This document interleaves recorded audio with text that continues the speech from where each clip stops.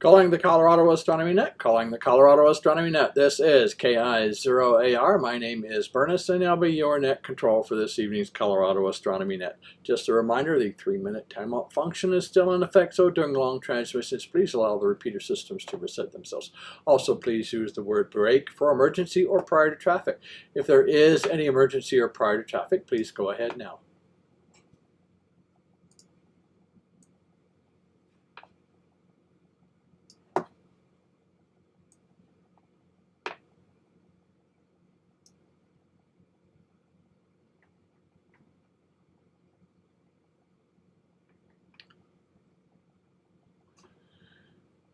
This is KI0AR net control for the Colorado Astronomy Net. This net meets every Tuesday night at 7 p.m. Mountain Time, 0100 Zulu Wednesdays, to discuss topics of an astronomical nature, what's up on the night skies for the week, any other special events that may be of interest to the amateur radio astronomy enthusiasts around the world. Also, this is one of the few nets where your check-in does count. I tally up the numbers and send them off to JPL at the end of each month. Counts as part of their outreach to the general public, of which we are a part. So all check-ins are definitely appreciated. I take check-ins several ways, over the air, of course. I am also on YouTube tonight, so we're back on YouTube after two net hiatus. So welcome to all of those that are on YouTube, so thanks for that. I take them via email, and I will also take them, you can send an email to ki0ar at ki0ar.com. I also take them via NetLogger. So if you have NetLogger, you can pop over into the AIM window and let me know that you're there. In fact, I got quite a few check-ins already over on NetLogger, and as soon as I get them copied over, I'll get them on. Let's see. But first, what I want to do is do a radio check. Make sure I am being heard tonight. So anyone on receiving me tonight, please let me know. This is KI0AR. You're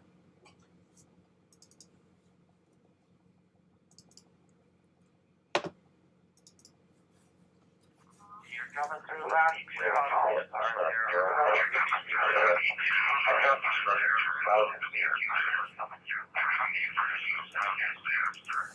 Loud and clear.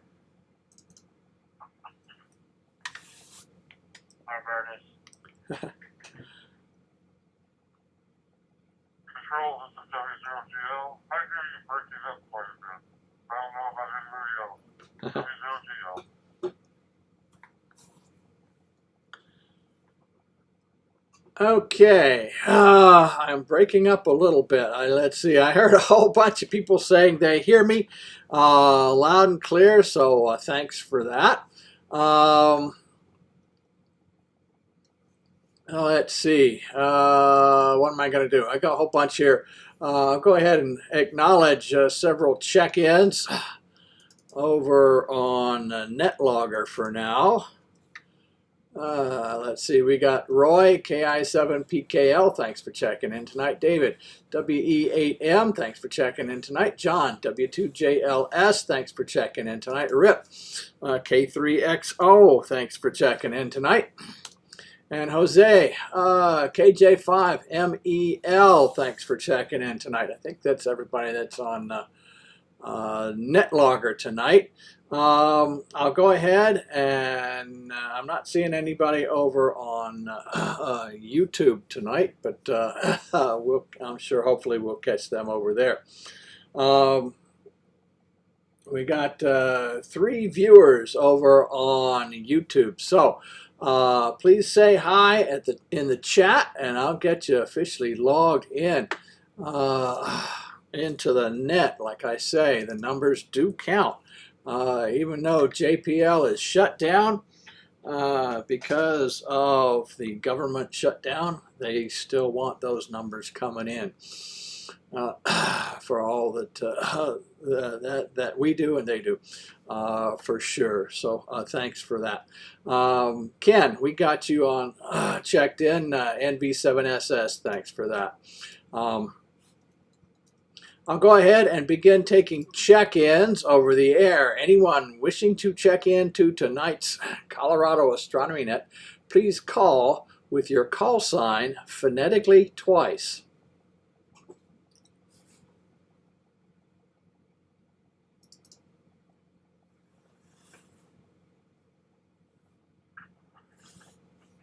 Romeo, Delta Zulu. Whiskey 6, Romeo, Delta Zulu.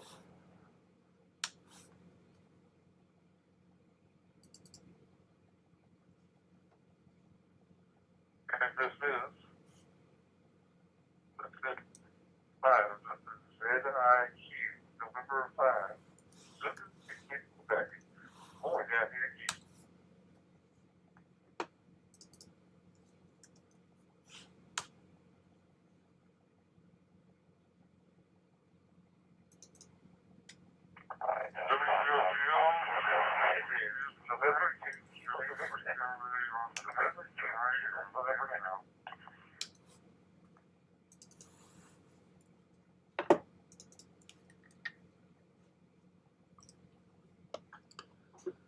All right, let's see, we had a double there. Station ending, let's see, ending in Golf Lima.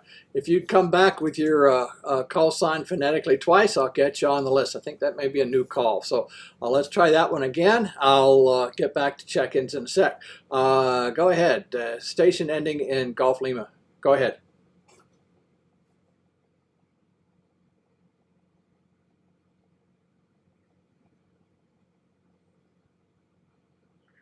Golf Lima, W0GL, Allen, St. James, Missouri. If I rebooted my iPad, you sound better now. With the bad breakups. W0GL, thanks for that.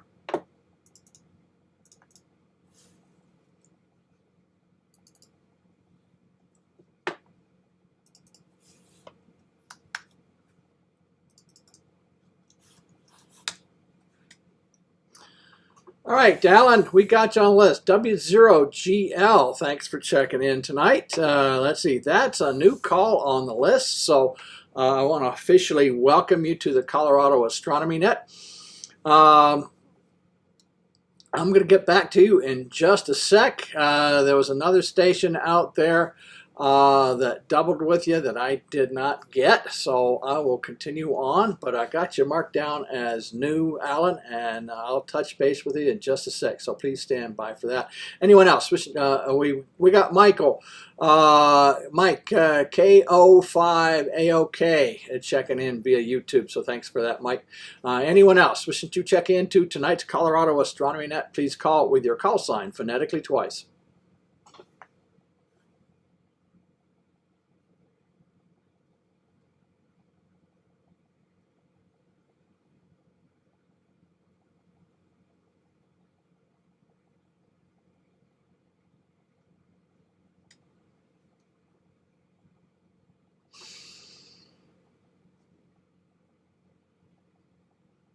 Okay, Alan, welcome to the net. My name is Bernus, that's Bravo, Uniform, Romeo, November, Echo, Sierra, Sierra, and the call sign Kilowatt India 0 Alpha Romeo. You found the Colorado Astronomy Net. I've been doing this for, gosh, almost 30 years. Seen a lot happen over the years on the net as well. Basically how I'm doing it, I'm obviously taking check-ins, got some announcements, quick announcements, got some local astronomical news, what's up in the skies for the week, and got some bulletins, including a rocket report as well. If you're interested in rocket launches around the world, stay tuned for that. And then after that, I like to go down the list and talk with everybody. That's questions and answers and topics of your interest, as well as observation reports, what you guys are looking at up in the skies. So hopefully you can stick around for a while We'll probably run, well, right now, an hour and 3/4, 9 o'clock my time here in Colorado. So hopefully you can stick around for that. But first off, I'd like to touch base with my new check-ins and find out a little bit about your background and interest in astronomy. Whether you've starting out or you've been doing it for decades, whether you're just starting out wondering what those specks of light are up in the skies, or you've studied it harder than I have and can teach me a few tricks somewhere in between, or just what your interests are. We've got a whole bunch of interests here: radio astronomy, observational astronomy, astrophotography, cosmology, all that kind of stuff. So Alan, please share with us what your interest background in astronomy is. Go ahead.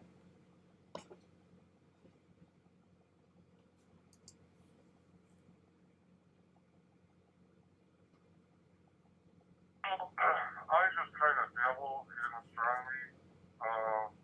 A while back, I was trying to get into photography for astronomy, but that was a little more than I could handle.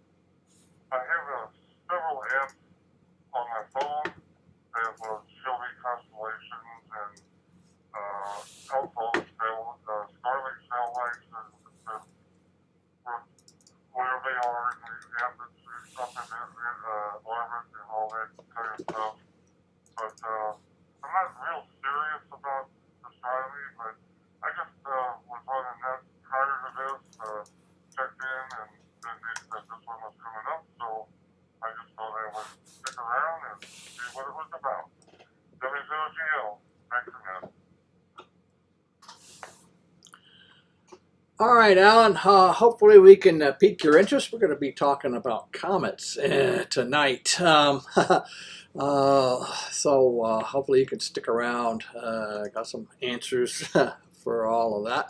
So especially since there are a couple of comets up in the skies right now, making their closest approach this week.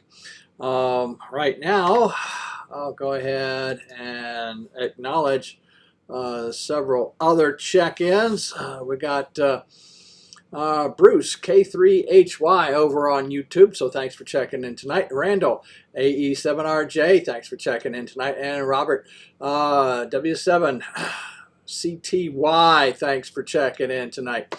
All right, listen only mode. Gotcha. Gotcha there, Robert, over on NetLogger there. So you can always post, if you are on NetLogger, you can hop on there and post comments over there. I'll see them, and I'll try to keep an eye over on YouTube for you guys over there. So I'd appreciate that. And for those of you who are over on YouTube, I do appreciate the call signs. They do help out. I do get to submit those. Well, I add those to my database, especially if you're new. And I'd like to say hey to you guys as well. So thanks for that. All right. This is KI0AR Net Control for the Colorado Astronomy Net. I'll take check-ins a little bit later on, unless you got those other modes of checking in. But right now, I'm going to go ahead and get the net started, get into the announcements. Let's see.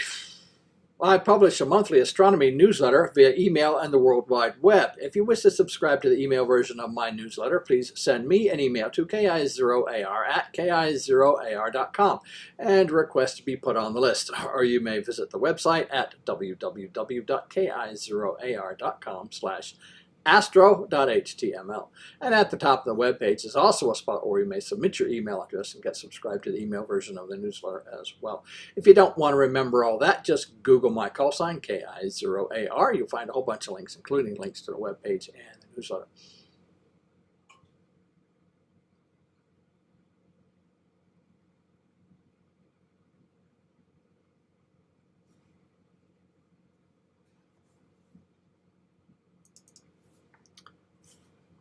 All right, I'm getting some reports of QRM over on Echolink, and we have a shortwave listener over there on NetLogger as well, or at least SWL. That's what that stands for, I do believe. So welcome I saw you pop up over there. If you've got a first name that you could post or a call sign, probably not a call sign, but if you've got a first name over there, I'll get you on the list, and a location for whoever just popped up as SWL, shortwave listener. So I'd like to get that on the list as well and acknowledge you as well. The direct link to SkyHub link is 985-839. 985-839. You may want to try to connect directly to SkyHub. You can skyhublink.com. You can check that out on the internet for other ways to link in directly to the system as well.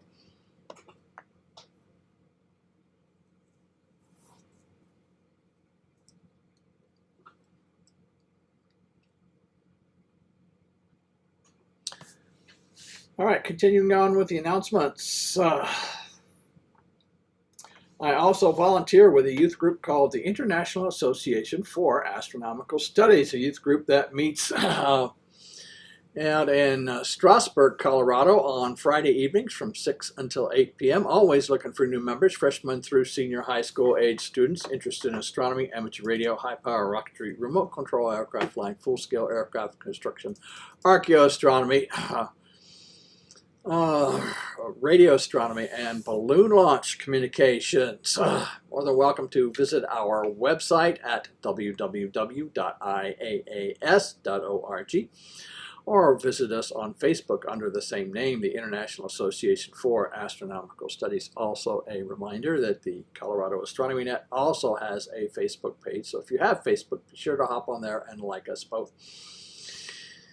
Also, the IAAS has their own club call sign, K0AAS. So if you happen to hear them on the air, please give them a shout out, especially if you happen to be on the system Friday evenings from 6 until 8 p.m. Just give us a call. We try to monitor doing our work area and ask for one of the kids to one of the students, I should say, to tell you a little bit about what they're doing. I think they'd love to hear that. Jack, we got you on the list. KE0VH over checked in via YouTube.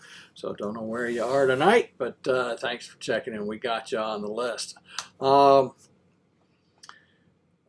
Speaking of that, that's in the end of the announcements. Anyone else wishing to check into tonight's Colorado Astronomy Net, please call with your call sign phonetically twice.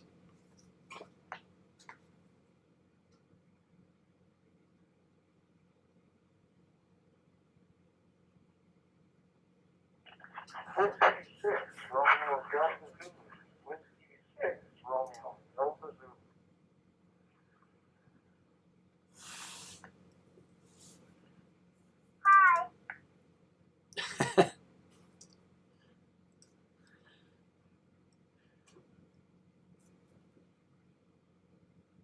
Okay. Oh, let's see. Ed, we got you on the list. You're number 7 on the list. Did I forget to say hi to you, Ed? Apologies there.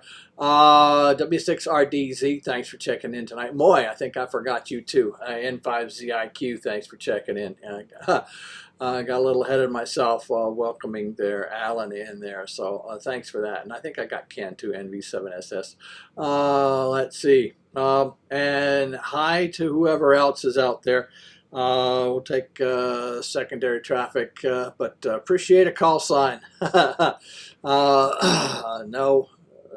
No transmissions without identifications there. So do appreciate everybody being out there. All right.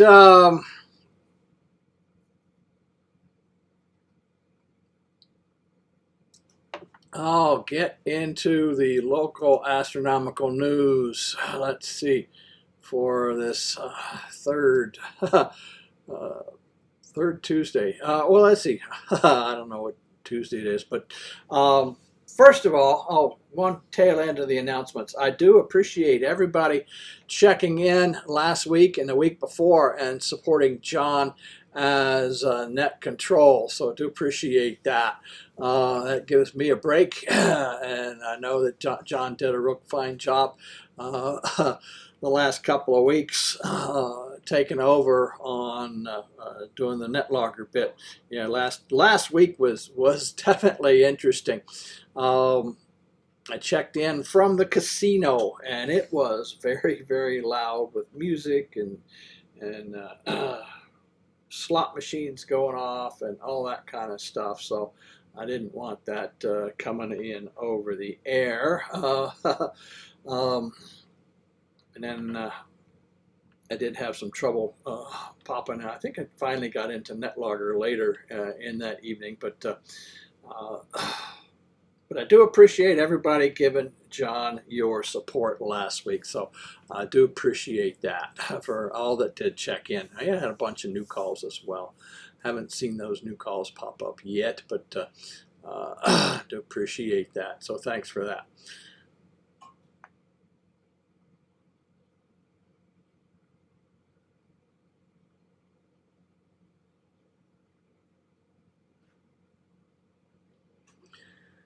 All right, I'll go ahead and get into the local astronomical news for this week.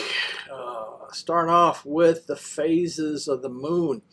We had a last quarter moon on, let's see, we had a full moon back on the 6th. Last quarter moon was on the 13th. We got a new moon today. We got a first quarter moon coming up on the 29th. So for this week, between now and the end of the month, keep an eye out on the moon and take a look as it's in its early phases.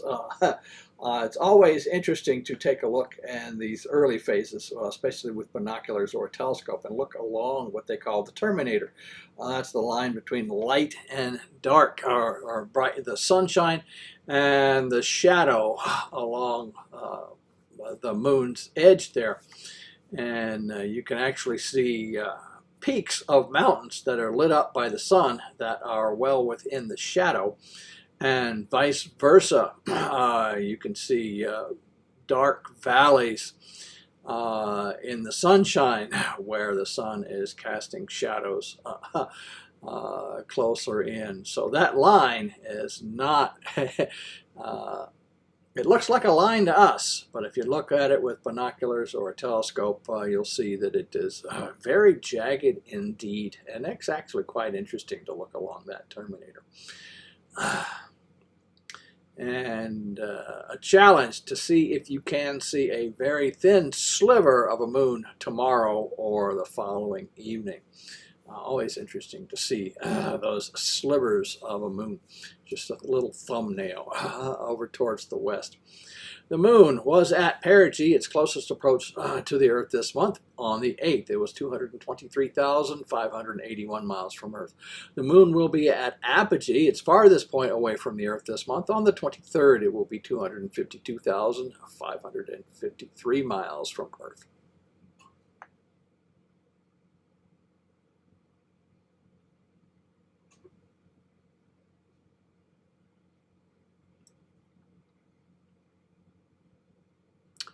Planetary highlights for October. October's longer nights bring 2 transits of Titan across Saturn, while Io and Europa tango together across Jupiter 3 times. Mercury and Mars make a brief evening appearance, and Venus dominates the morning sky. Plus, the fine Orionid meteor shower occurs during the dark of the moon. Excerpt is from Astronomy Magazine, October 2025, page 28. In fact, the Orionids peaked earlier this morning. And we're going to talk a little bit about that as well. We got 2 comets passing by Earth as well. So during the dark of the moon, so to speak, and that's this new moon period. And when the moon is setting very, very early in the evening, soon after sunset. So it gives you the whole night is dark, and so it gives you a much better chance of looking at the night skies for sure. Continuing on with the planets, Mercury will be at its greatest eastern elongation, about 24 degrees east of the Sun on the 29th, which will mean it is as high as it's going to get in the western sky soon after sunset.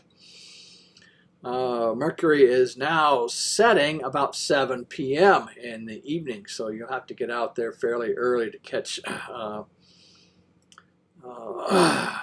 Mercury. Mercury was visible about 30 minutes after sunset just above the western horizon. Mercury moves from the constellation of Virgo into Scorpius, shining at magnitude minus 0.1 on the 31st.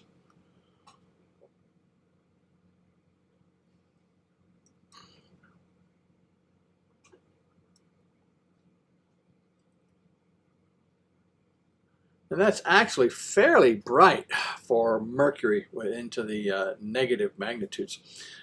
Speaking of which, the magnitude scale is an inverse logarithmic scale, meaning as the magnitudes increase, the apparent brightness of an object decreases by a factor of about 2.5. The dimmest object that the human eye can see is about 6th magnitude.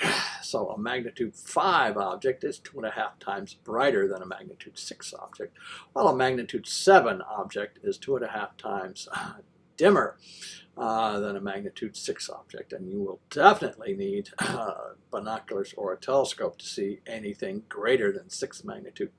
For those of you who live in cities or very near them, about the best you're going to do with the naked eye is about 4th magnitude. So here in Denver, that's about what I'm seeing. A lot of those dim stars are totally washed out by all of the city lights. So you'll definitely have to get out into the country to spot anything dimmer than that. But as always, definitely point your binoculars towards those objects that you can see, the planets and the moon and the stars and such. Scan your binoculars through the Milky Way or point your telescope up there and take a look at those objects as well. See the details for sure. Continuing on with Venus. Venus is rising about 5:41 a.m. this week. Look for Venus to the east about an hour before sunrise. Venus moves from the constellation of Leo into Virgo, shining at magnitude minus 3.9 on the 15th. Then we got Mars. Mars is setting about 7:10 p.m. this week. Look for Mars low to the west in the evening about 30 minutes after sunset as well. Mars moves from the constellation of Virgo into Libra, shining at magnitude 1.5. And actually, Mercury is shining brighter than Mars. They are both very, very low to the western horizon, so you may be able to definitely get your binoculars out there and see if you can spot both of those planets. Actually, they're fairly close together right now. They're almost in conjunction back on the 19th. So if you can find one, you may be able to find the other. Even though Mercury is smaller, it is actually a little bit brighter than Mars. So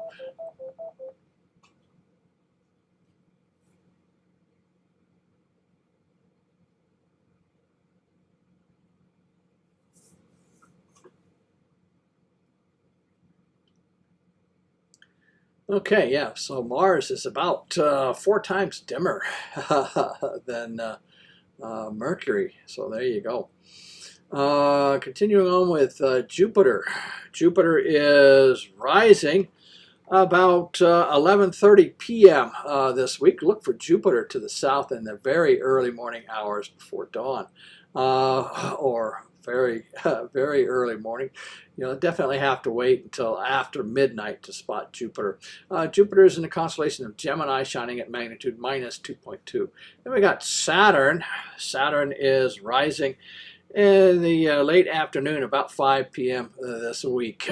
Look for Saturn low to the east in the evening sky.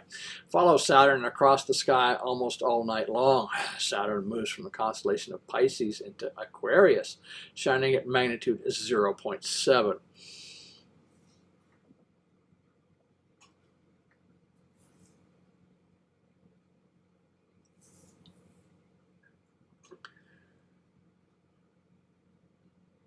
And then we got Uranus.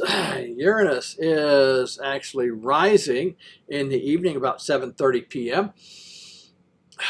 So wait a while to spot Uranus, actually Uranus and Neptune and Jupiter, or excuse me, Uranus, Neptune, and Saturn. They're all evening objects. So let's see, Uranus is rising about 7:30 p.m. this week. Look for Uranus to the southeast in the late evening. Uranus is in the constellation of Taurus, shining at magnitude 5.6. And we got Neptune. Neptune is rising. Oh, what time is Neptune rising? About just a few minutes before 5 p.m. This week. Look for Uranus low to the east in the evening, just northeast of Saturn all month. Neptune is in the constellation of Pisces, shining at magnitude 7.7. So you will need binoculars or a telescope to spot Neptune, but it is fairly close to Saturn.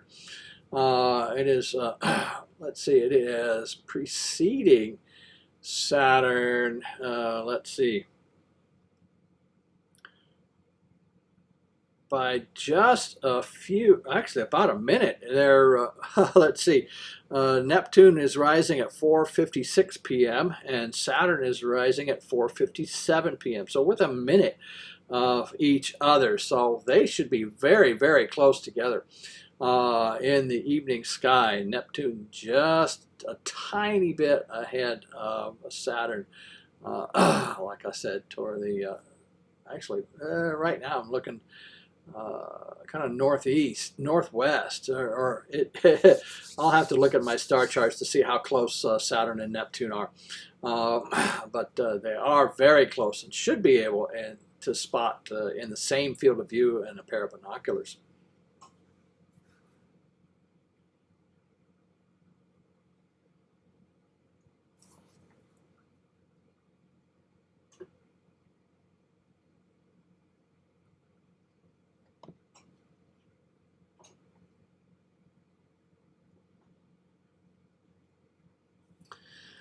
All right, for our dwarf planets, we have Ceres. Ceres was at opposition back on the 2nd, rising as the sun sets.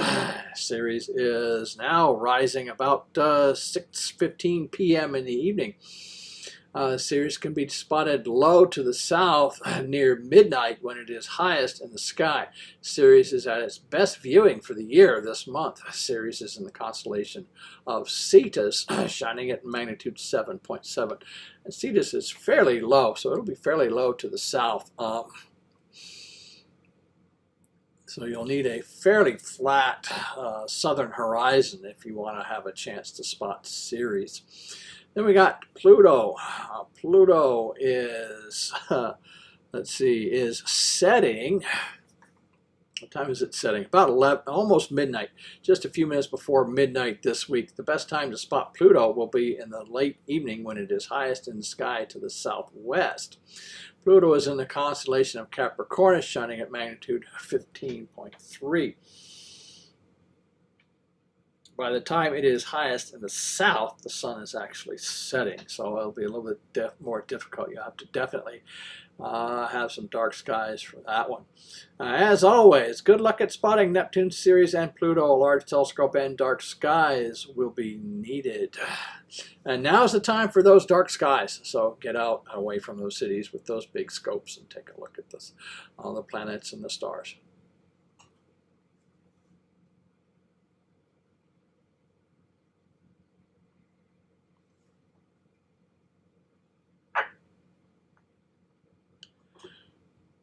This is KI0AR Net Control for the Colorado Astronomy Net. Continuing, we passed the Draconids meteor shower. The duration of that shower was from October 6th to 10th.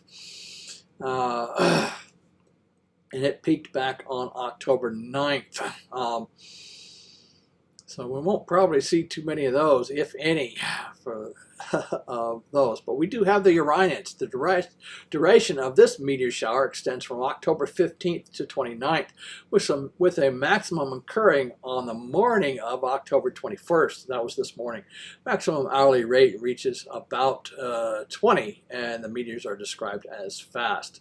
So I'd love to hear any observational reports of you guys if you happen to have been up early and looking for those Orionids early this morning before sunrise. And they'll still be plentiful, not as many as at the peak, but still be plentiful tonight and tomorrow morning as well. And they'll slowly die off towards the end of the month. The southern Taurus. This meteor shower is active from September 10th to November 20th. Maximum occurred back on October 10th. The maximum hourly rate was 5 meteors per hour, and the meteors are described as bright and move more slowly than typical meteors, making them prime subjects for imaging and viewing. So there might be 1 or 2 of those still lingering well into November, so keep an eye out for those southern Taurids. Okay, comets. I'll get into comments in just a sec.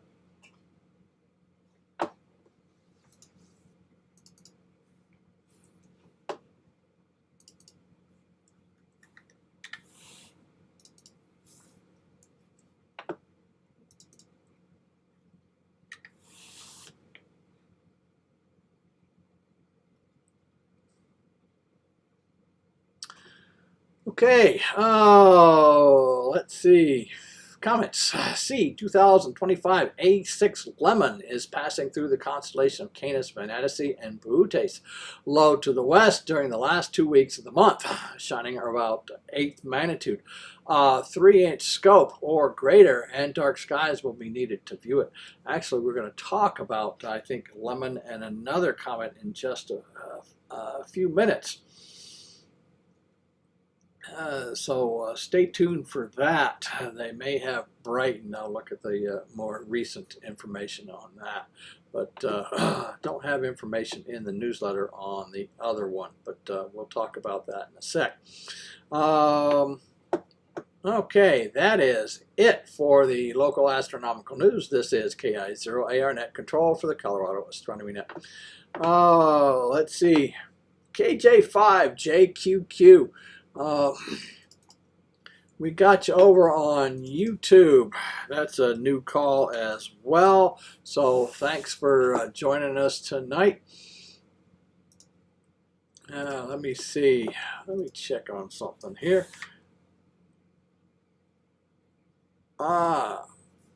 We got Putnam, Daniel Putnam. We got you there. Thanks for checking in over there on YouTube. So thanks for that. If you could, let's see.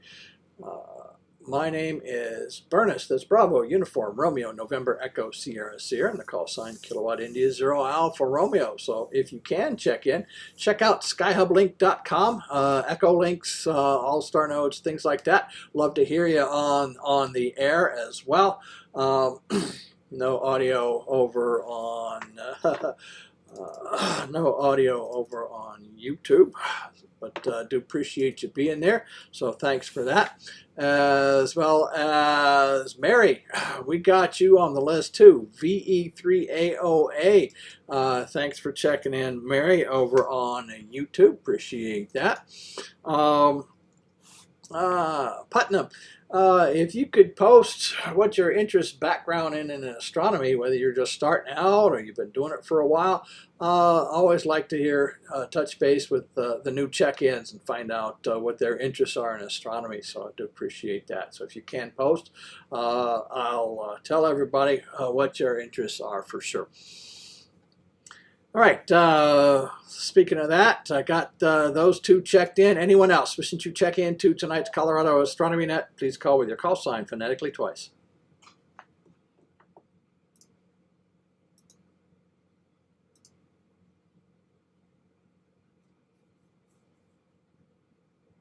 This is K0 BDH. That's K0 Bravo Delta Hotel.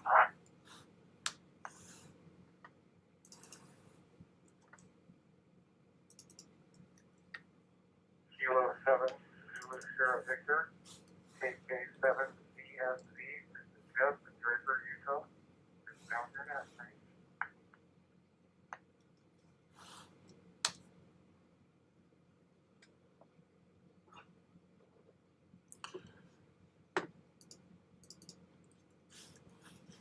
All right.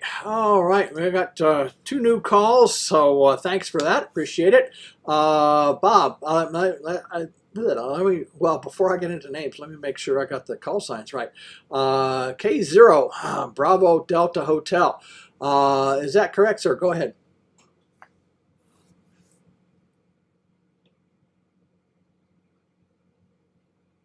Yes, that is correct. The name is Bob, and I am in San Marcos, Texas. All right, fine business, Bob. I'll get back to you in just a sec. And Kilo 7, was that Zulu Sierra Victor? Is that it? Over, go ahead.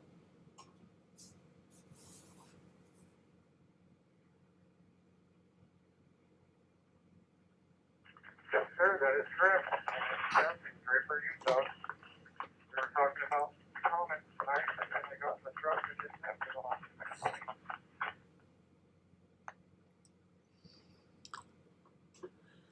All right, Jeff, we got you on the list. KK7 ZSV, thanks for checking in. And Bob, Jeff, let's see, who else? Putnam, yeah.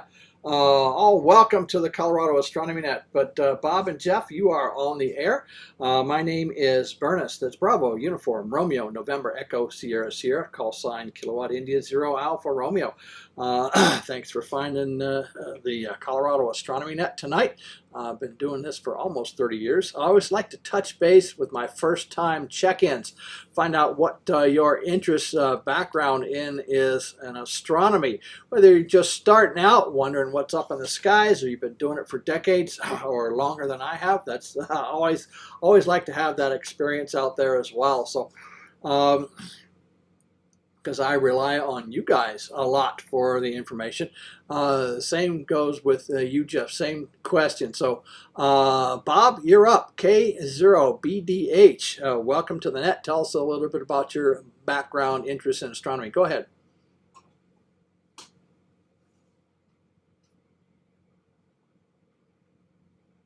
Roger that. Before we get broken loose here, I'd like to repeat your call sign and your name. Your radio broke up just at the time that you were saying that. My background has been decades, basically. My entire family has been involved in astronomy. My dad was a TV design engineer from Peak National Observatory back when it was NOAA. National Observatory for the university systems across the world. My brother is now the head of the engineering department, all kinds of parts for everything from Paris to Miramount to drive units, the whole schmear for the entire university system there in astronomy. And my interest has been one of basically amateur in nature. Ground my own mirror and built my first telescope back in the 60s.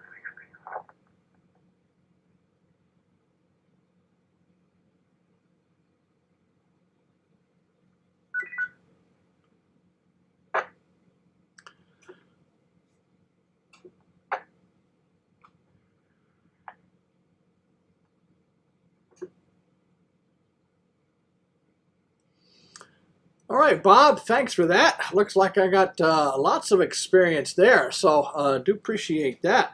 And who knows, maybe I'll have you share some of the stories in future nets for sure. I love those of you who do have the experience in doing that for sure, and sharing some of those stories. over the years. So who knows? I may come to depend on you, Bob. So appreciate you sharing that with us. And again, welcome to the Colorado Astronomy Net. Jeff, you're up. KK7ZSV. Welcome to that. Oh, just a sec. Bob, call sign kilowatt India 0 Alpha Romeo. Kilowatt India 0 Alpha Romeo. Name is Burnus. That's Bravo Uniform Romeo November Echo Sierra Sierra. Bravo Uniform Romeo November Echo Sierra Sierra. I'm active in QRZ, so you can definitely check QRZ for that.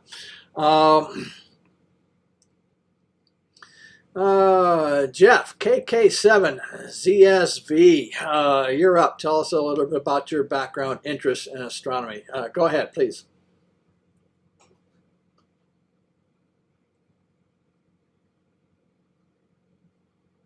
Yeah, this is KK7CSC. I'm about just the opposite of Bob. I have virtually zero experience in astronomy other than looking through a few telescopes. Sky view on my phone when we're out camping. I'm kind of getting older and I'm interested in new things, so it was kind of neat that I came across this net. Tomorrow night up in Dark Sky Country. Yeah. Thank you.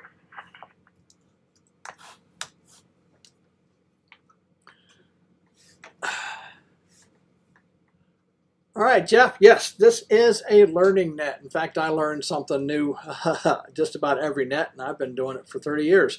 So this is definitely a learning net as well. So definitely like to learn something new myself, and hopefully you guys are out there learning as well. That's why I encourage questions for sure.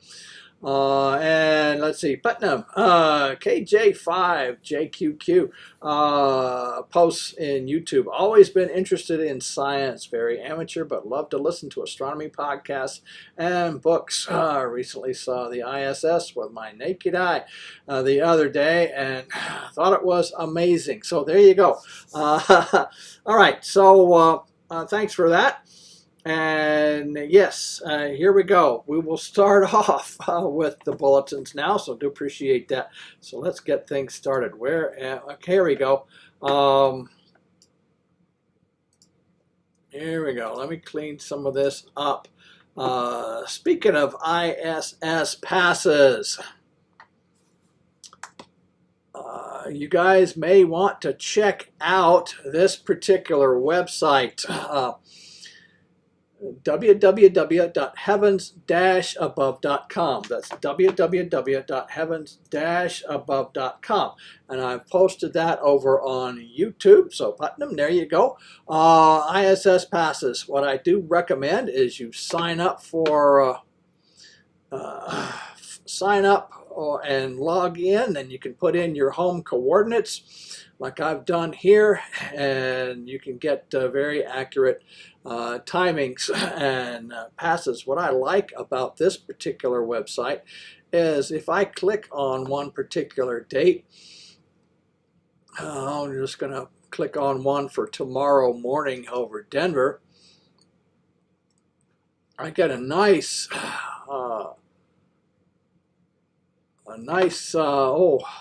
star chart that I can print out if I need to, take outside to see where the pass is. In this case, there's a little sliver of a pass just to the north here in Denver. The ISS has returned to the morning skies, passing very, very close to the northern horizon. So I'm not going to see any of these over the Denver area in the next 10 days. But your area may be different, so definitely get out there. Take a look at that. Yeah. I do have the apps on my phone, and I'll let this thing reset.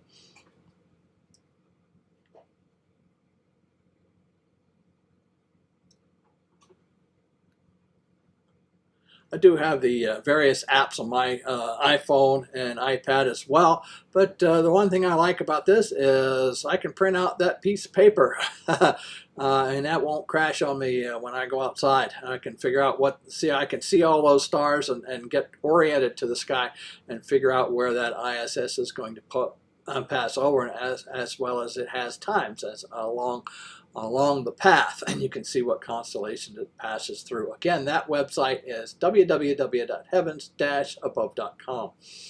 That's it for that bulletin. This is KI0AR Net Control for the Colorado Astronomy Net.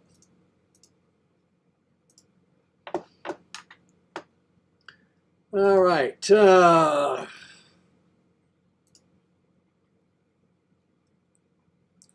Okay, we got a couple of comets. I talked about Comet Lemon just a bit, passing through Canis Venetici and Boötes. We also have Comet C 2025 R2 Swan shines in the October sky.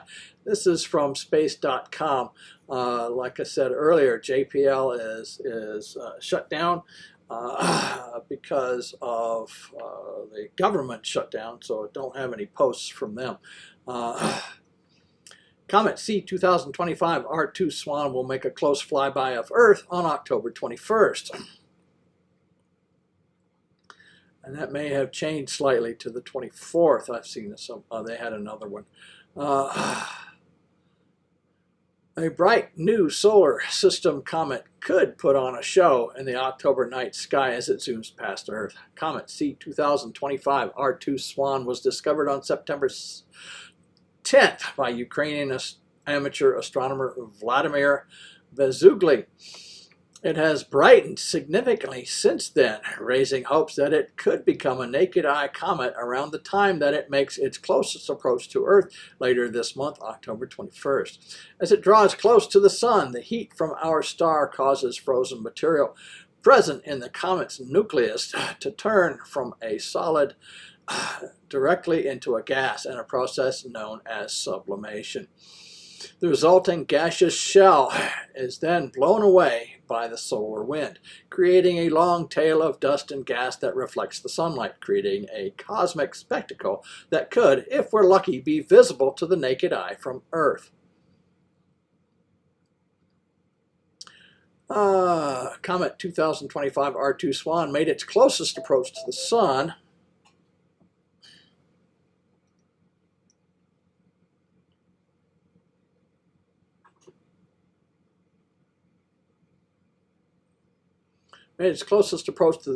a point known as perihelion, on September 12th, when it passed a little under 47 million miles from the sun, or roughly half Earth's average orbital distance.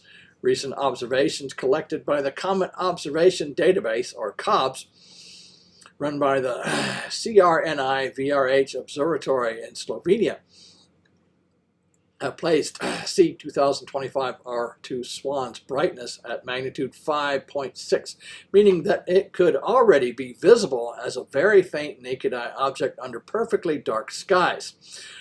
For context, the human eye is capable of detecting night sky objects with a magnitude lower than +6 under ideal conditions. The brighter an object, the lower its magnitude. And I think we already talked about that. The comet will be much easier to spot through a pair of binoculars or a telescope. How to find Comet C 2025 R2 Swan in the October night sky. Comet C 2022 R2 Swan can be found in the evening sky throughout October and is best spotted in the hours following sunset, before it sinks low on the south-southwest horizon on October 16th. The comet will be positioned approximately 5 degrees to the upper left of star Xi Serpentis, the eastern section of the constellation Serpens. A stargazing app on your mobile device can help you locate the comet if you're unfamiliar with these stars. The following week, we'll see C 2025 R2 Swan pass above the famous Teapot asterism in the constellation Sagittarius to pass through the stars of the constellation Scutum. So Sagittarius is easier to spot towards the west. So if you see what looks like a teapot kind of pouring out its tea towards the western horizon, that's Sagittarius. So this comet is going to be just above the handle. So that might be a possibility. By the end of the month, the wandering solar system body will be visible above the southern horizon between the bright stars Sadomelik and Sadal Sud in the constellation of Aquarius, with the half-lit moon shining below.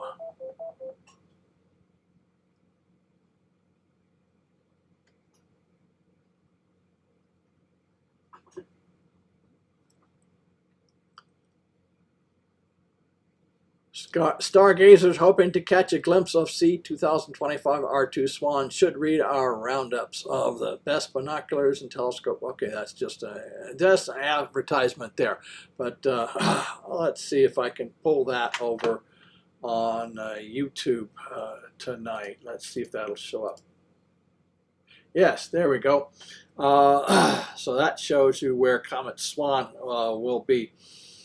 And what Sagittarius looks like and where it will be over there on YouTube. So thanks for that. And let's see. All right. All right. I'll just leave that up there for a little bit and carry on. Oops. Well, let's see. Let's go back to that. All right.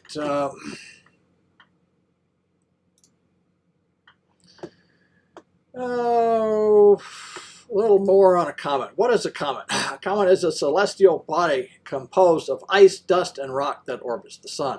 When a comet approaches the sun, its icy components vaporize, creating a glowing cloud of gas and dust called a coma, and a spectacular tail that can stretch for millions of miles. These tails form from the sun's radiation, pushing gas and dust away from the nucleus. The composition. The comet's nucleus is a solid core made of a mix of frozen gases like water, carbon dioxide, and methane, dust, and organic materials.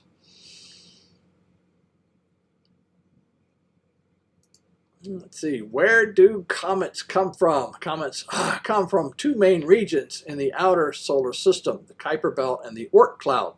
The Kuiper Belt is a disc-shaped region beyond Neptune and is the source of short-period comets, while the Oort cloud, a vast spherical shell that extends far beyond the Kuiper Belt, is home to long-period comets.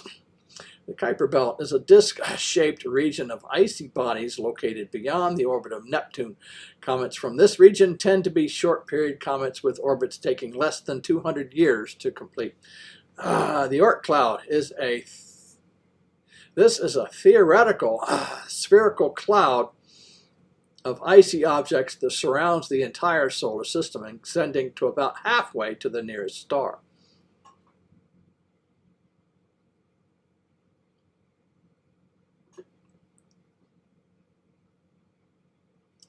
This region is the source of long-period comets, which can take thousands or even hundreds of thousands of years to orbit the sun.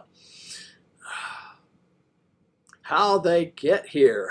Gravitational interactions, such as a close pass with a giant planet or another star, can disturb the orbits of comets in the Kuiper Belt and Oort cloud, sending them on a path that leads into the inner solar system where we can see them.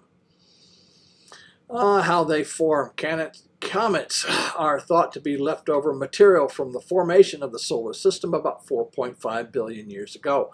They are essentially icy rocks that form from dust and gas in the early solar system's protoplanetary disk, remaining frozen in the cold outer regions for billions of years. How are comets named? The comets are named after their discoverers, but their names also include a provisional designation based on the discovery date. The official designation consists of a prefix like C/, or a non-periodic comet, or P/ for a periodic one. The year of discovery, a letter representing the half month or of discovery, and a number indicating the order of discovery in that period. The discoverer's name is then added, sometimes hyphenated if multiple people were involved. So let's see, provisional and permanent designations. We got prefix. A letter indicates the type of comet. In fact, we had Swan as a C/. Okay, so that was the non-periodic comet. We got P/ is a periodic. X, a comet which is for which a meaningful orbit cannot be determined. D, a periodic comet that is now considered lost or has disappeared. I, for an interstellar object. The year, or the 4-digit year of the comet, was discovered like 2025. Half month, a letter representing the half month of discovery, where A is the first half of January, B is the second half, and so on. And the number of discovery within that half month, 3 for the third comet discovered. The discoverer's name.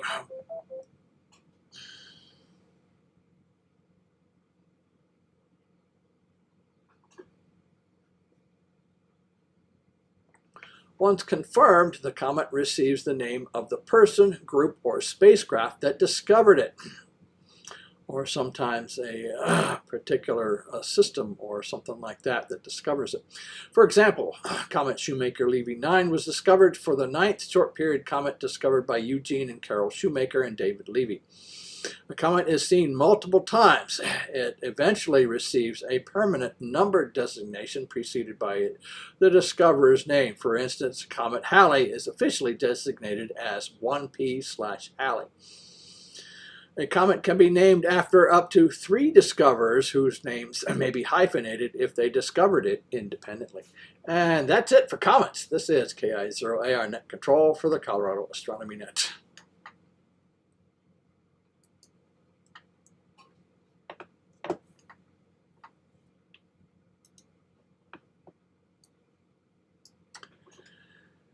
Okay, all right, don't see any more check-ins or over there, but do appreciate everybody hanging around. Running a little bit long tonight, and speaking of which, we got even longer rocket report. I'm going to actually call on Ed, W6RDZ, our author of the rocket report, and see if he is able to give the rocket report this evening. If not, I will go ahead and do it. W6RDZ, good evening to you, Ed. Are you able to do the rocket report this evening? Go ahead.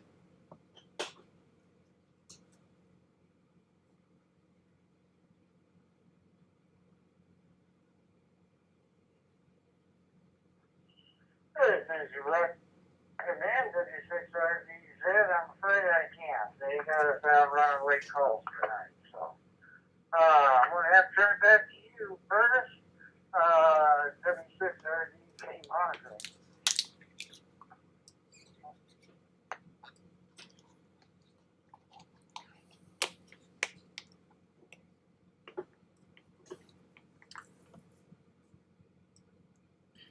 All right, Ed, do appreciate that. Yeah, keep us safe. Do appreciate it. All right, the Rocket Man Ed, W6RDZ's rocket report for 10/21/25. This covers a period of October 14th through the 28th. 7 launches made it off the pad and into orbit last week for SpaceX and 3 Chinese. Originally scheduled for Tuesday and scrubbed, SpaceX successfully launched the Tranche-1 Transport Layer C mission on a Falcon 9, departing SLC-4E, Vandenberg Space Force Base, California at 17:09 Mountain Daylight Time on Wednesday, October 15th. This Tranche-1 transport mission is one of 6 missions for the U.S. Space Force. for a PWSA, or Proliferated Warfighter Space Architecture constellation. The constellation will be interconnected with optical interlinks and will have increased performance over existing RF crosslinks. Booster B1093 flew for the 7th time. I've also posted the rocket report over on my webpage. I will post that link in just a second because that does have links within the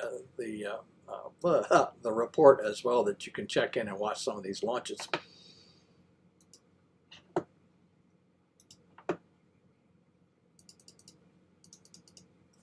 So here you go. I'm going to post this link over on YouTube, and so that's the rocket report where you can find it, and hopefully you guys get it. All right, continuing on. We got China's Aerospace and Science Corporation, CASC, successfully launched the SatNet LEO Group 12 mission on a Long March 8A rocket on Wednesday, October 15th at 1933 Mountain Daylight Time. The mission took off from LC-1, Wenchang Space Launch Site, China. The payload was another batch of satellites, the Chinese Guoyang, or SatNet, Low Earth Orbit Internet mega constellation. It is intended to rival Starlink and will be constituted of over 13,000 satellites.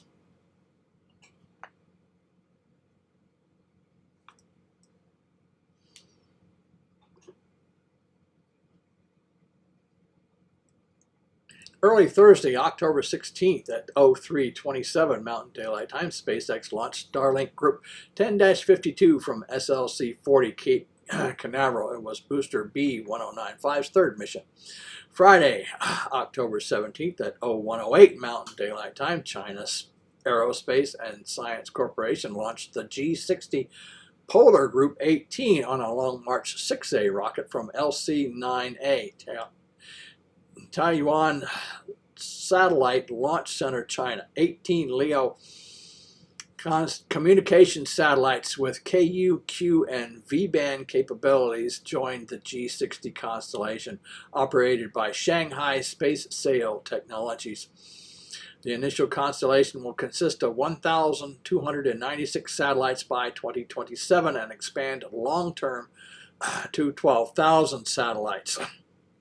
So, think about that. China will have 25,000 satellites up in the next few years. Oh, that is a lot of satellites spinning around the globe. I don't think we'll be able to get a spacecraft through all of that. We'll see. Saturday, October 18th at 21:33, China's CAS Space launched a Kinetica 1 rocket, successfully placing 3 payloads into sun-synchronous orbit. The Kinetica 1 is a 4-stage solid propellant commercial rocket.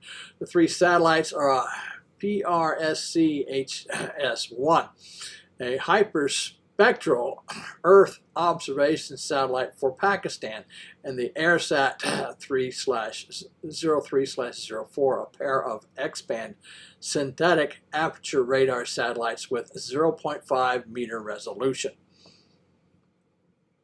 Sunday, October 19th at 11:39 Mountain Daylight Time, SpaceX set a new booster reuse record as SpaceX successfully launched Starlink Group 10-17 from SLC-40 Cape Canaveral Space Force Station, Florida. Booster B1067 set a new record of 31 successful flights and recoveries.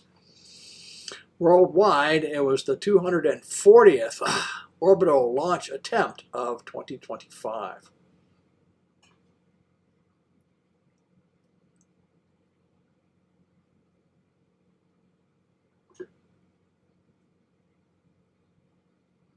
And last for last week, Sunday, October 19th at 13:24 Mountain Daylight Time, SpaceX successfully launched Starlink Group 11-19 from SLC-4E, Vandenberg Space Force Base, California. 28 Starlink V2 minis joined the mega constellation in Leo.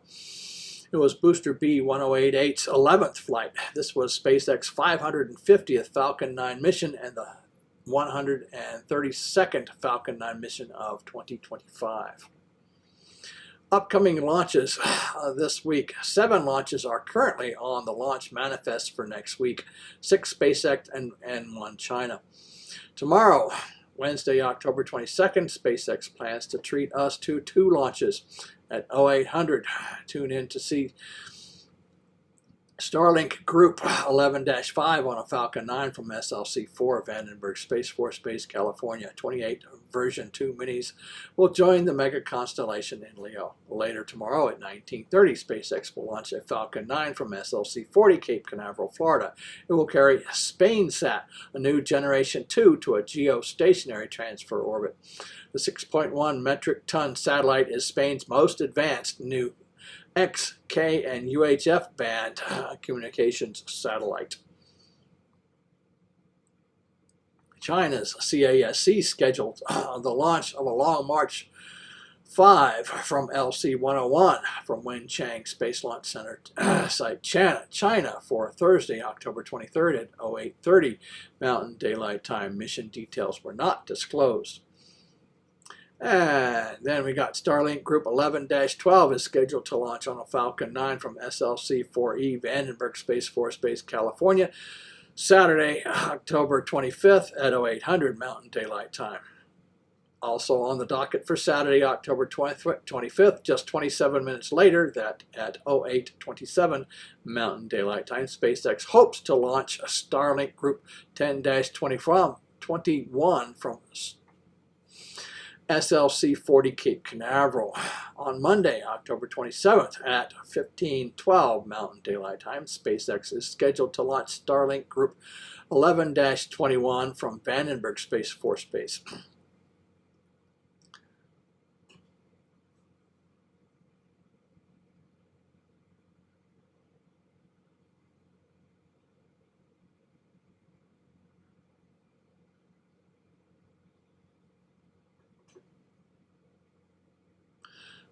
All right, and Tuesday, October 28th at 0714 Mountain Daylight Time, SpaceX wishes to launch Starlink Group 10-37 from SLC-40 Cape Canaveral Space Force Station.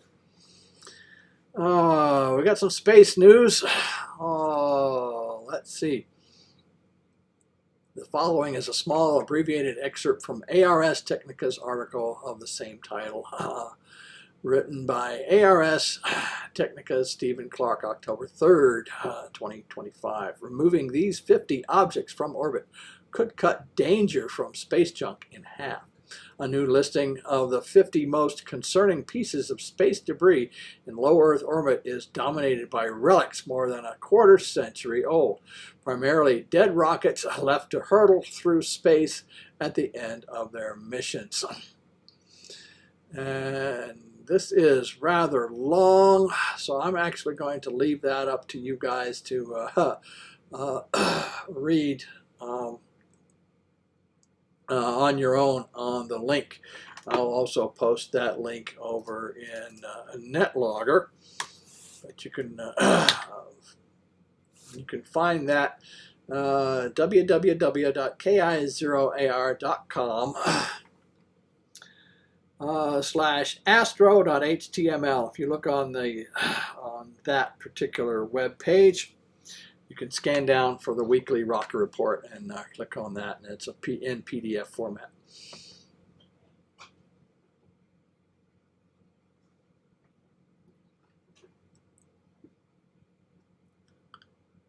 So I guess there is probably a contract open for anybody that wants to go up there and retrieve 50 big pieces of space junk and bring it down and salvage. Yeah, I'd love to have the salvage operation for that, but I just don't have the technical know-how. But I'm sure some of these companies may have that.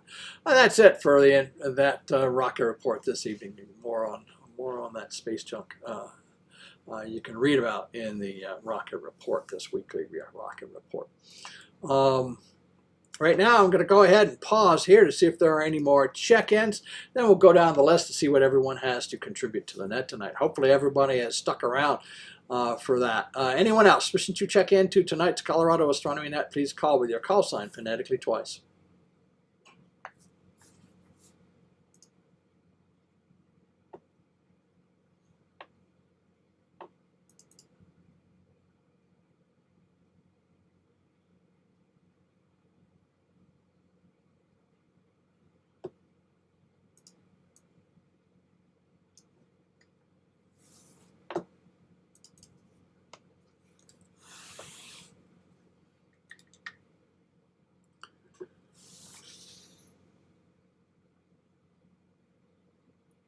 Okay, now's the time for everyone else to contribute to the net. Questions, comments, observation reports, anything you'd like to pass along to the net, now's the time to do it. First on the list tonight is Roy, one of our resident astrophotographers. Great pictures there, Roy, and I do appreciate you allowing me to use them in the newsletter as well. KI7PKL, good evening to you, Roy. What have you got for the net tonight? Go ahead.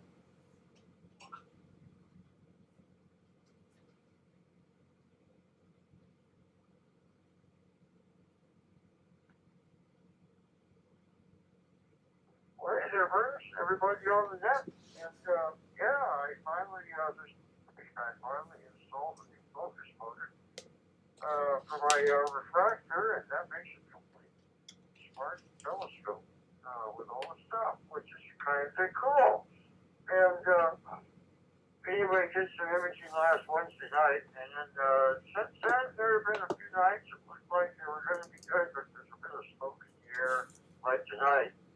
I thought I'd be on imaging tonight, and they ended up not setting up just because there's a bit of smoke still. So looked like the rain put up the smoke, but maybe didn't put the fires out. They start to put out more smoke. I think that's what's actually going on. Anyway, working on a few objects. One I'm almost done with is the Russian nebula NGC 6888. And I think I kind of oversaturated the stars in that one a little bit, so I'm going to reprocess that last part. And to have that one up, then there was this other area, kind of a nebulous open star cluster thing in Cygnus. I'm still working on that story. I also imaged the Pleiades for a couple hours last Wednesday night. And I think I just like to get some more data, but that's really nice too. So anyway, with that, I hope everybody else's skies are a little clearer than mine right now. And back to you. Yes, up to Gail.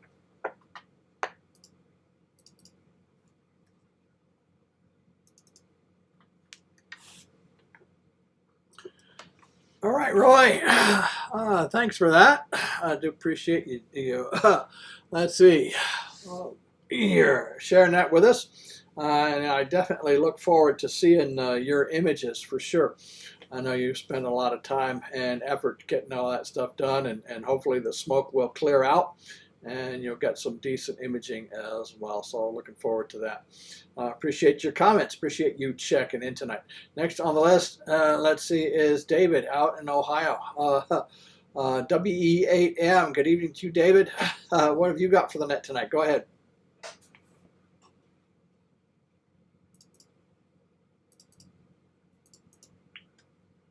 Good evening, Bertus and the net. This is WE8M. Well, I've had an interesting last 24 hours here. Last night I was just getting ready to set up to try and get an image of the A611 comet.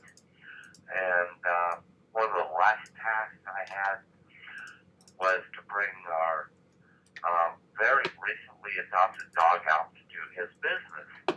Well, he ran out by the barn and ended up getting sprayed by a skunk. Kind of killed the night. Anyway, we've been kind of dealing with the aftermath of that ever since. So I never did get an opportunity to image that comet. Tonight's not good, too cloudy, and the next few nights don't look good either. So, well, thank you, Titus. Thank you for running into a skunk. Anyway, the hazards of living in the country. Anyway, back to net. WE8M.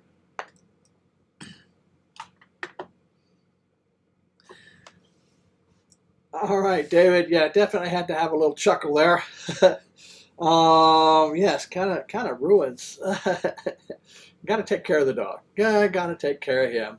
But the stars will be there.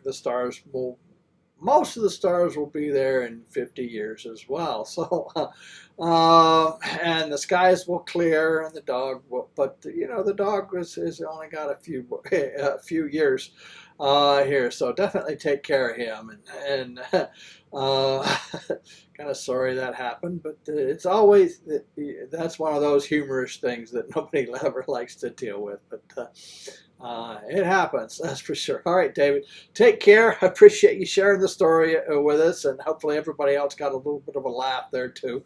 But we all feel sorry for the dog for sure, and for you guys to clean him up there. I guess I've heard tomato juice works pretty good. I don't know, but. Yeah, you'll get him cleaned up. You'll get out there and get some images as well. So looking forward to seeing some of your images too in the future. So David, appreciate your comments. Appreciate you sharing that with us. Appreciate your appreciate you checking in tonight. Next on the list is John out in Ohio. W2JLS. Good evening to you, John. What have you got for the net tonight? Go ahead.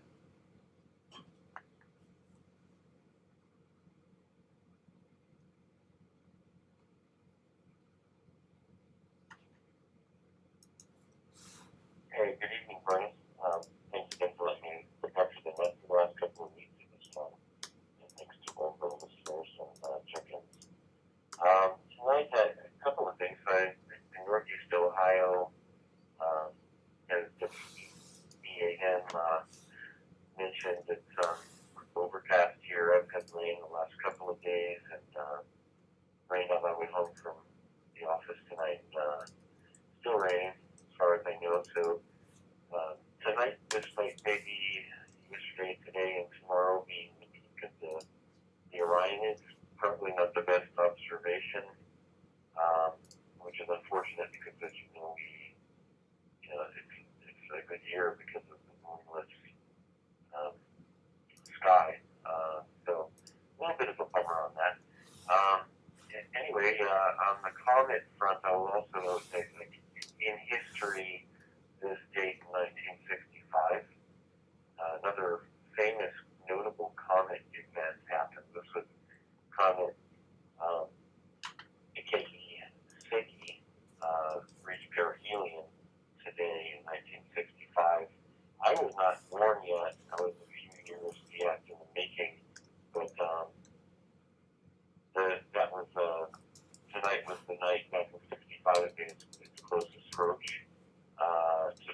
It was one of these sun-grazing comets. It was quite spectacular.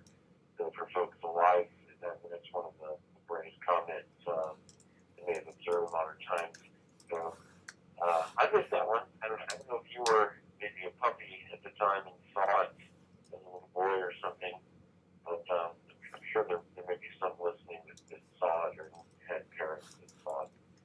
It was neat hearing from the gentleman earlier who got such a rich family history in astronomy.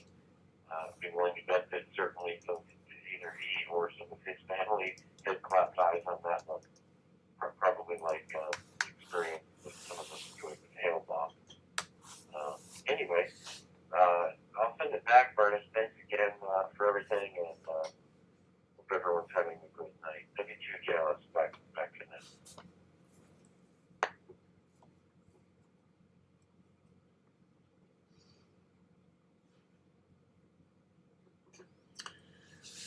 All right, John. Yeah, I think I missed that one. I may have been too young. I may not have been into astronomy that then. My first recollections of observing comets was Comet Kohoutek up at my father's farm, where we had very nice dark skies. In Richmond, where I lived, we had lots of trees. You really couldn't see much of the night sky.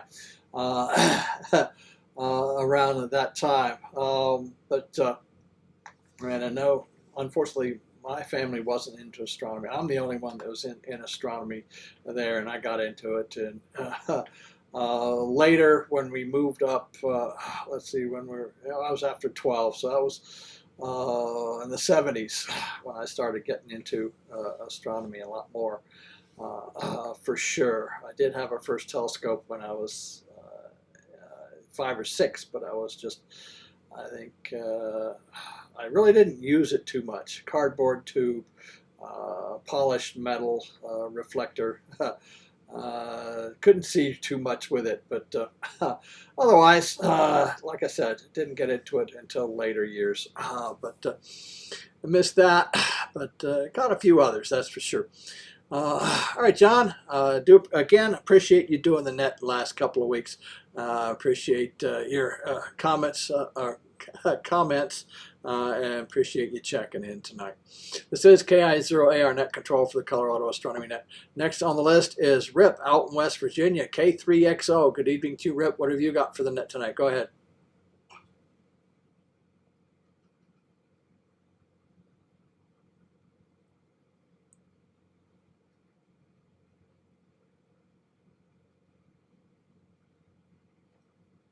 For putting the net together as usual. I have to admit you put an astonishing amount of work into it, pulling all the little details together and presenting them, and it's much appreciated if it's it. So that's about all I've got. I have nothing to share at this point, so I don't want to hold it up. Back to you, K3XO.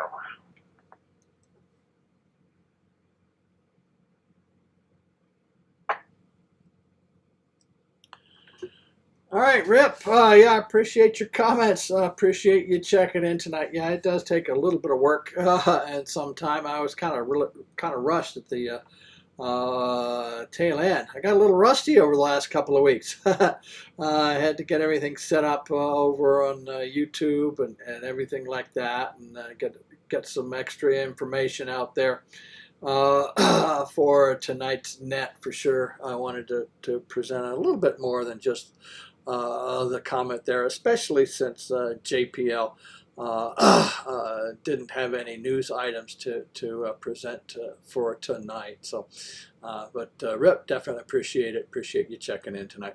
Next on the Next on the list is Jose down in Texas, KJ5MEL. Good evening to you, Jose. What have you got for the net tonight? Go ahead.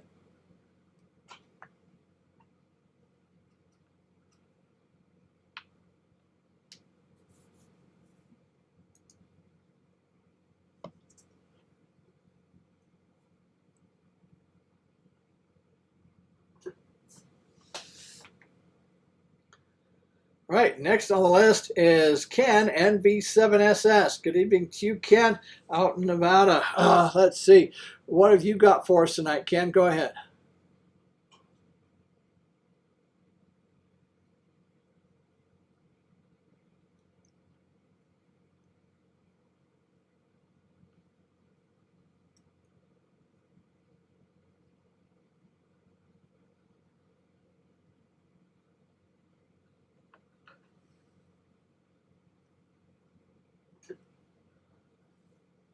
Okay, I saw a note from Ken. He had to drop off. He's still over there monitoring, so I was hoping he'd still be back. But we'll go down to next on the list is Ed, W6RDZ. Good evening to you, Ed. What have you got for the net tonight? Go ahead.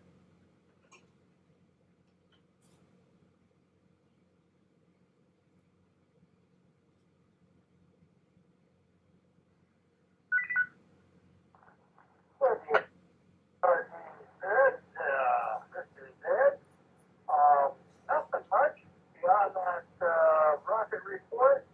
I'm hoping to get a look at these comets, but I don't think I can get out before the weekend, and then the moon's going to be popping in. So yeah, the next few nights are new moon, so that'd be the best viewing.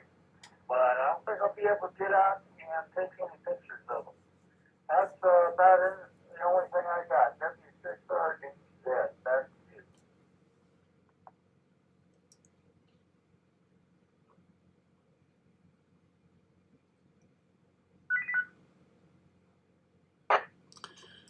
All right, Ed. Yeah, it may be a little tricky to spot them. Just bordering on the edge of naked eye-ness, especially lower on the western horizon there, where both of them kind of are. The moon may interfere, maybe not.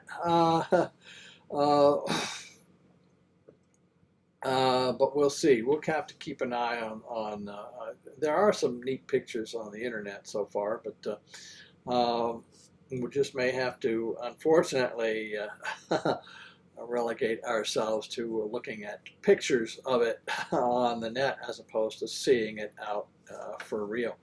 Um, Especially here in the Denver area with the city lights being so bright, it's kind of tough to get out and see that. But Ed, appreciate you doing the Rocky Report. Appreciate your comments and appreciate you checking in tonight.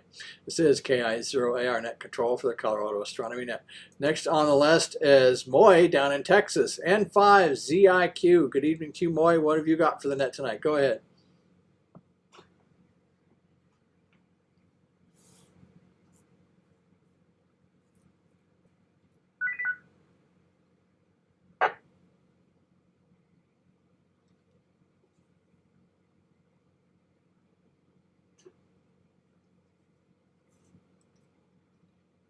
All right, next on the list is Alan in Missouri. W0GL. Good evening to you, Alan. Again, welcome to the Colorado Astronomy Net. What have you got for us tonight? Go ahead.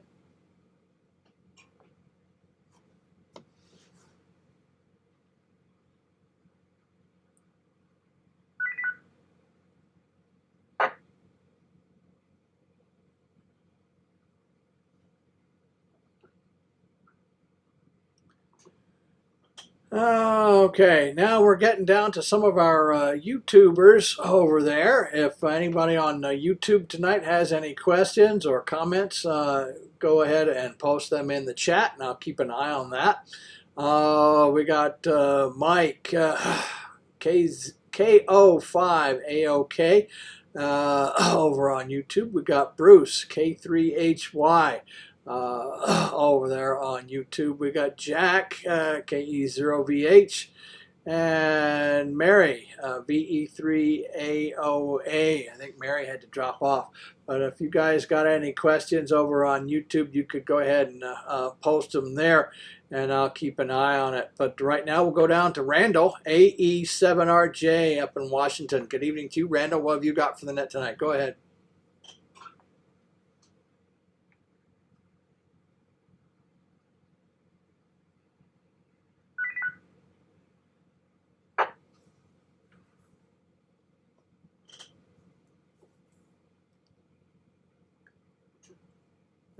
Sorry, I missed one over on YouTube. Putnam, KJ5JQQ. Same to you. If you've got any, again, welcome to the net. And if you've got any questions or comments, you can post them over on YouTube as well. All right, let's see. Didn't hear anything from Randall, so we're going to Indiana. W7CTY. Robert. Good evening to you, Robert. What have you got for the net tonight? Go ahead.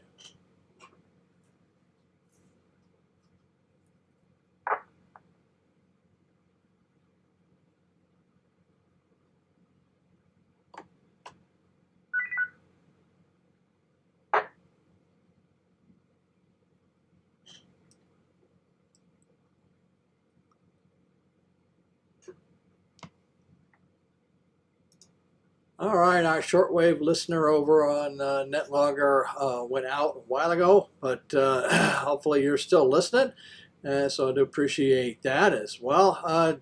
Let's see, Jack, KE0VH, over on YouTube, saw that, and Putnam, Elizabeth. We'll go down to Bob. K0BDH. Good evening to you, Bob, down in Texas. Again, welcome to the net. What have you got for us tonight, Bob? Go ahead.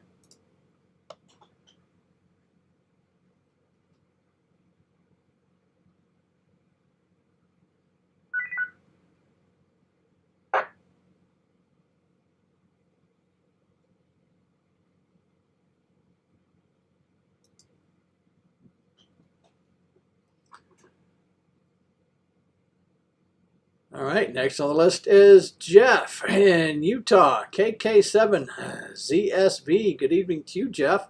Again, welcome to the net. What have you got for us tonight? Go ahead. This is I'm actually mobile. Hope so I'm coming through good. I really don't have anything for the net. I'm just glad I found you. been a very interesting listen. It piqued my interest a lot more in astronomy.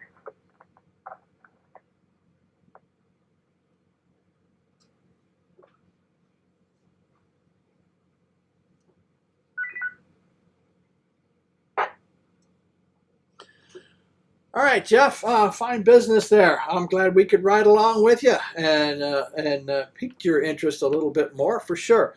You know, I started this net almost 30 years ago, just because I love amateur radio and astronomy, and I was wondering how I could combine them both and share that with everybody. It's kind of difficult to share a visual hobby over an audio hobby, but I think almost 30 years has proved that it works. And we've had quite a few listeners over the years. We're talking thousands. In my database, I think I'm almost up to 1,500, but I started the database just a few years ago, just tracking the check-ins, because I kind of wanted to know who was new and who was not, and the returning calls, and kind of get used to everybody's call sign, things like that. But I'd have to dig somewhere in a box or some other boxes for my logs that I did when I first started this, and enter in those call signs. A lot of them have come and gone over the years, but we do have a solid turnout, especially since I got onto Skyhub Link. Skyhublink.com for more information is what we run on. So check that out for sure. I think they got some weather nets, and we had a few other nets on here as well. But now it's this one and a few others. So definitely check that out. And I got how many countries? 20. 20 countries. I'll have to look at that so far. And almost all of the states. I haven't worked all states on the net. Yeah, here we go. My 21 countries I've reached through the Colorado Astronomy Net. 9 Canadian provinces and 49 states, actually 48 states. I'm missing Delaware and Mississippi and Washington, D.C. So just missing a few states that have checked in here.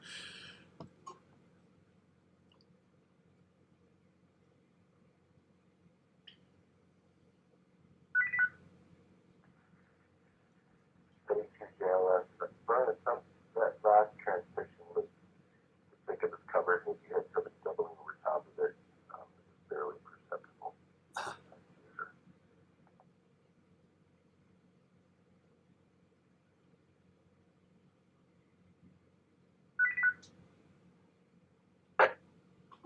Okay, apologize for that. Yeah, I was just getting into the history of the Colorado Astronomy Net there a little bit. So whoever I doubled with, go ahead. This is KI0AR Net Control for the Colorado Astronomy Net.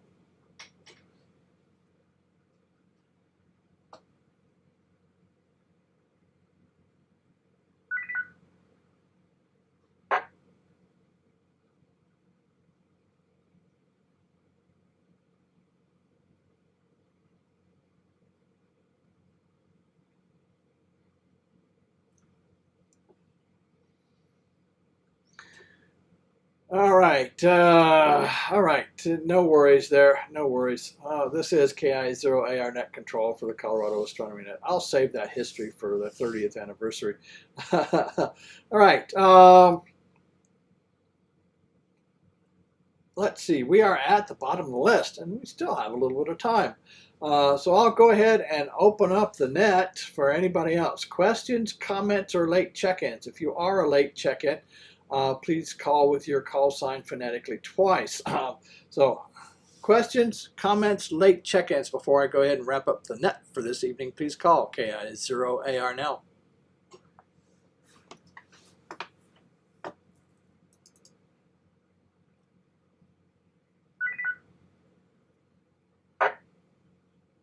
KK7 CFC.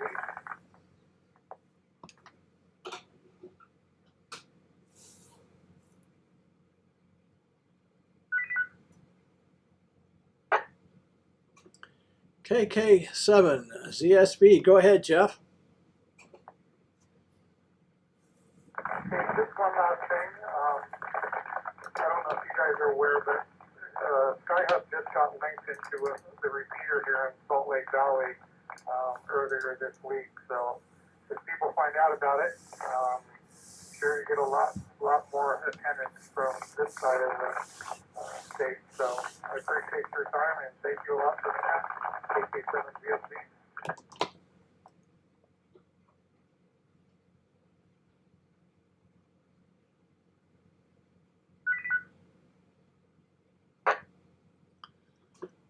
You bet, Jeff. Yeah, I think it's been up there for a little while. So hopefully, those of you who are in Utah do appreciate that over in Salt Lake. Yeah, that was mentioned a while ago. So it's great to have you guys checking in for sure. From the other side of the Rockies, there went just south of that last week. I don't know if Ken is still there, but travels through the extraterrestrial highway. My wife and I came home via that way after we left Las Vegas. We went north and then cut back a little bit towards the northwest, and 80 miles of desert just south of Area 51, and then hit Route 6 on the other side, and kind of went northeast back up there for another hour and a half, and then cut back. So a huge area of desert, not much to see, rocks and sand and a few cacti. No aliens, nothing like that. Lots of clouds. There were some neat clouds and stuff over the various mountain ranges that we crossed, and then parts of Utah. What was it? One of the loneliest highway in the world. It seemed like, miles and miles of not seeing any cars and straight lines. Just put it on cruise control and go, and make sure you have plenty of gas. But yeah, it was interesting. I did get up into the mountains a little bit once it got dark and looked at the night skies and realized I miss seeing the Milky Way and the stars. I almost got lost in looking at the stars because I haven't been out underneath the stars like that in a very, very long time. So I definitely miss it. Well, anyway, anybody else? Questions, comments, late check-ins before I go ahead and wrap up the net for this evening? Please call KI0AR now.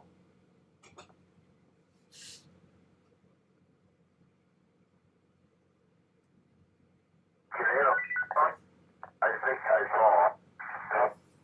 No.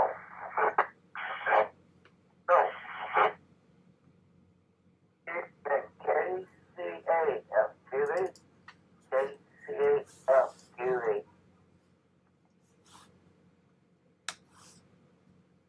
I think I saw Alpha Hotel. I think I saw it. And Mexican Marvelous.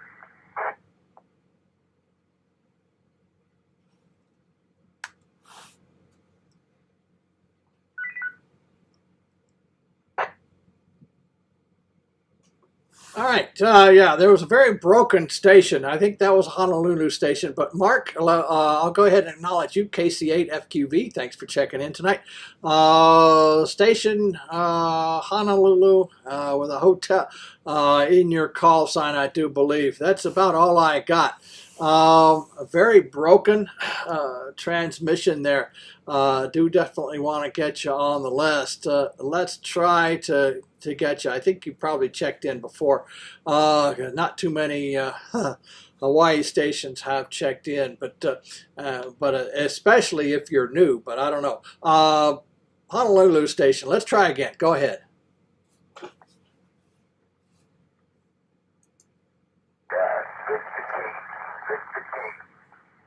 Number 5, 1, 2, 3, 4, 5. Victor, Victor, Kilo, Kilo 5, Alpha. American Alpha. Hotel, Victor, Kilo. Chicken, Victor, Kilo. American.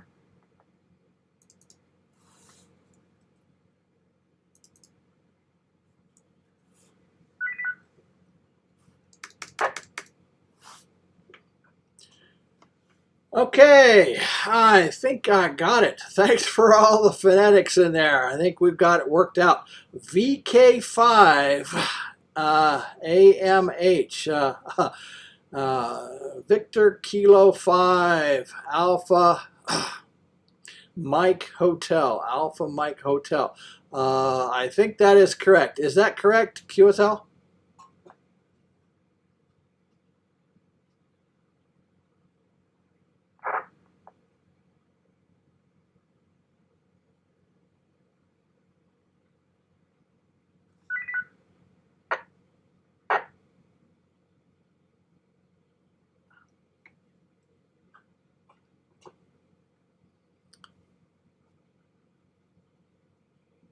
Okay, I think I got that right. VK5 AMH, Victor Kilo 5 Alpha Mike Hotel.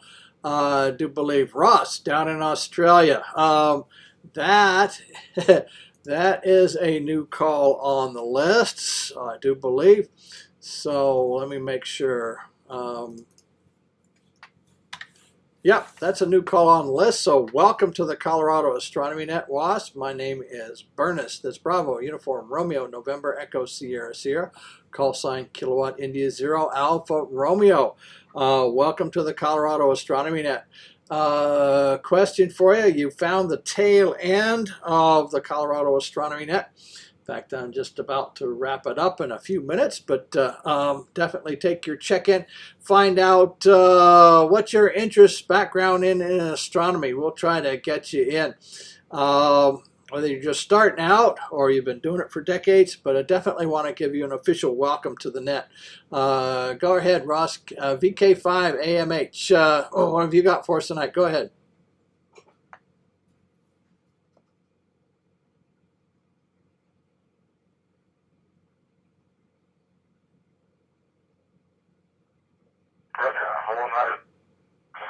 Authority, not see, to be honest with you, but that's okay. I've got on the outset footy of this week.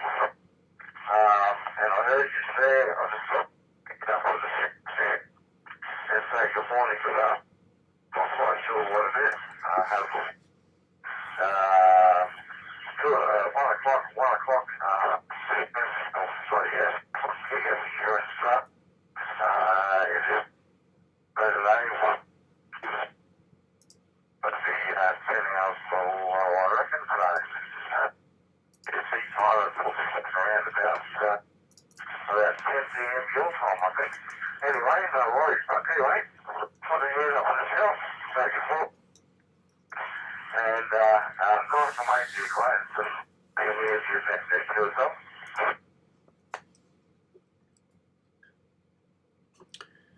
All right, Ross. Yeah, it was your signal's kind of broken up. I can't caught most of it there, but yeah, definitely. Yeah, like we meet. Let's see, what time is it? 0100 Zulu. 0100 Zulu. Right now, and it's almost 0300 Zulu. So 0100 Zulu on Wednesdays. It's almost 0300 right now.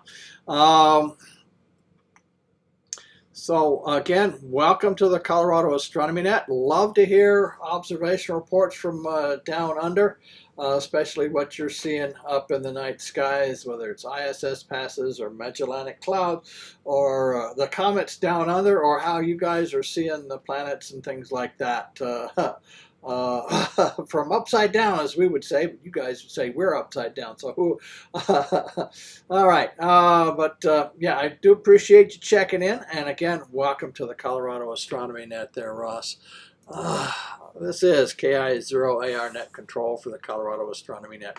Anyone else? Questions, comments, late check-ins before I go ahead and wrap up the net for this evening? Please call KI0AR now.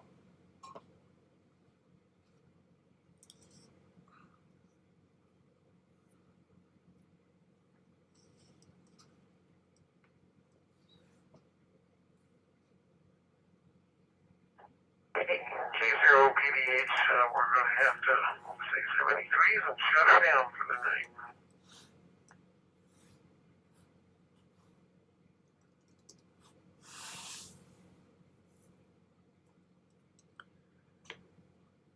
I think that was you, Bob. Yeah, I wanted to get your comments. We didn't hear you earlier. If you've got any comments for the net, please go ahead. K0BDH, go ahead.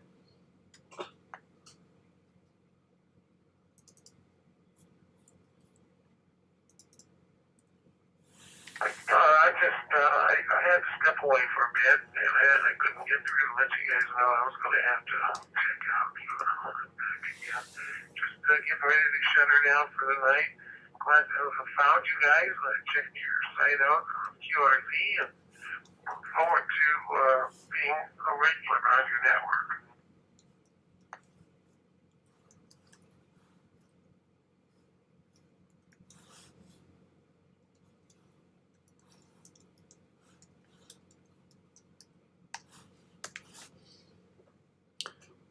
All right, Bob, appreciate your comments and appreciate you checking in tonight for sure. And again, welcome to the net. Hopefully we'll hear from you next week and the week after and so on and so forth. So I do appreciate that. And then I think the other people are looking forward to what you might have to share with us, your experiences along the way with us as well. So again, welcome. All right, this is KI0AR Net Control for the Colorado Astronomy Net. I'm going to go ahead and wrap up the net for this evening. I'd like to thank the 21 check-ins for checking in tonight. Several people over on YouTube as well, so thanks for that. Everybody over on YouTube, thanks for checking in tonight. Hopefully everybody will return for another meeting of the Colorado Astronomy Net at 7 p.m. Mountain Time, 0100 Zulu on Wednesday for another session of the Colorado Astronomy Net. I'd like to thank the Rocky Mountain Radio League for the use of their repeater system, as well as the Skyhub Link group for the use of their system, so we can get around the world, halfway around the world, and coast to coast as well, for sure. So I do appreciate that. With that, I will say 73 and keep looking up. This is KI0AR. I'm clear.